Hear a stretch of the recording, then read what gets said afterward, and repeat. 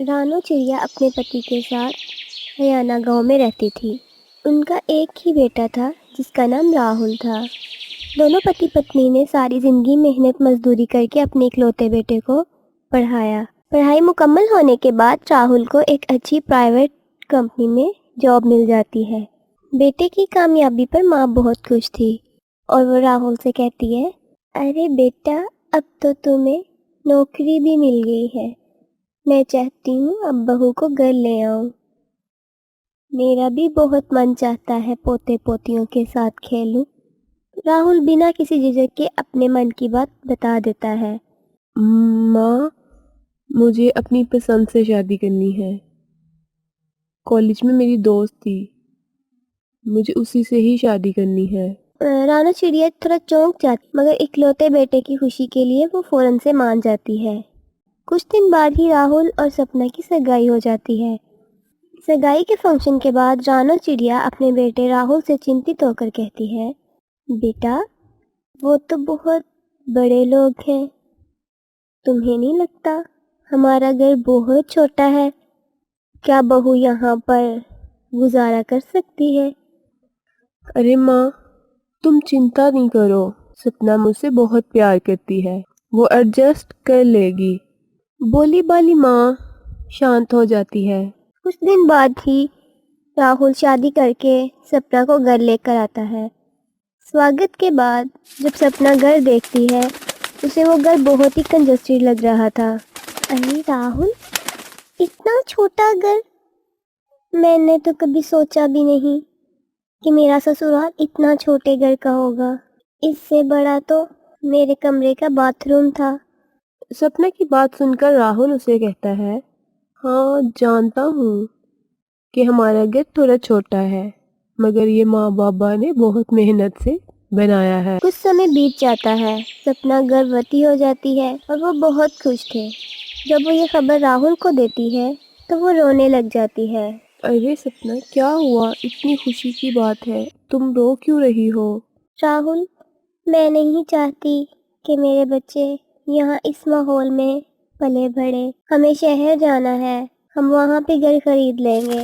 راہل ایک دم چونک جاتا ہے اور پھر کہتا ہے، سپنا، میں اپنے برے ماں باپ کو کیسے چھوڑ سکتا ہوں؟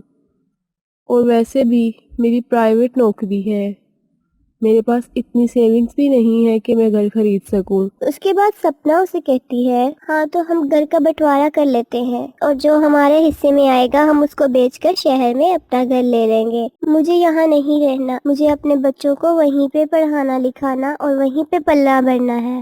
سپنا کی ضد کی وجہ سے راہل کو اپنے ماتا پتا سے بات کرنی پڑتی ہے۔ ماں، سپنا یہاں پہ خوش نہیں ہے، وہ چاہتی ہے کہ وہ شہر جائے، تو ہم گھر کا بٹوارا چاہتے ہیں۔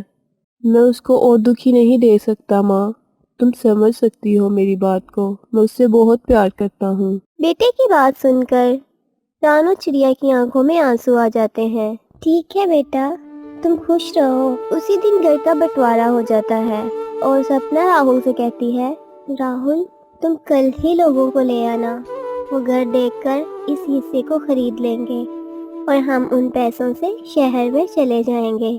وہ سپنا بہت خوش تھی کہ اسے اب اس گاؤں میں چھوٹے سے سسرال سے چھٹکارا مل جائے گا۔ اگلی صبح راہل کے کام پر جانے کے بعد سپنا سیڑھیوں سے نیچے آ رہی ہوتی ہے کہ اس کا پاؤں پھسلتا ہے اور وہ بری طرح زمین پر گر جاتی ہے۔ سپنا کی ساس رانو دوڑی آتی ہے۔ ارے بیٹا، کیا ہوا تمہیں؟ اٹھو بیٹا۔ سپنا بے ہوش ہو چکی تھی۔ وہ جلدی سے اس کو ہاسپٹل لے کے جاتے ہیں۔ وہاں پر کچھ سمے بعد سپنا کو ہوش آ جاتا ہے۔ پھر ڈاکٹر رانو سے کہتا ہے، اگر آپ اس کو ٹھیک سمے پر نہ لے کر آتی تو شاید ہم بچے کو نہ بچا سکتے۔ یہ سن کر سپنا کی آنکھیں بھر آتی ہیں۔ گھر آ کر وہ اپنی ساس سے لپٹ جاتی ہے۔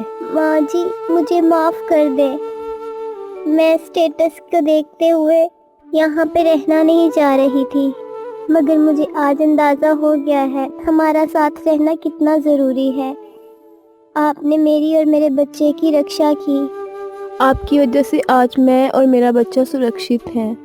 اگر آپ نہ ہوتی اور میں اپنے گھر میں اکیلی ہوتی تو نہ جانے ہمارے ساتھ کیا ہو جاتا۔ ماں جی، اب ہم کہیں بھی نہیں جائیں گے، ہم اب آپ کے ساتھ ہی رہیں گے۔ مجھے معاف کر دیجئے۔ رانو چڑیا بہت خوش ہو جاتی ہے۔ راہل جب کام سے لوٹتا ہے سپنا اسے ساری بات بتاتی ہے اور پھر وہ بھی بہت خوش ہو جاتا ہے کہ اس کو اپنے ماں باپ کو چھوڑ کر بھی نہیں جانا پڑے گا۔ پھر وہ سب ہنسی خوشی ایک ہی چھت کے نیچے رہنے لگتے ہیں۔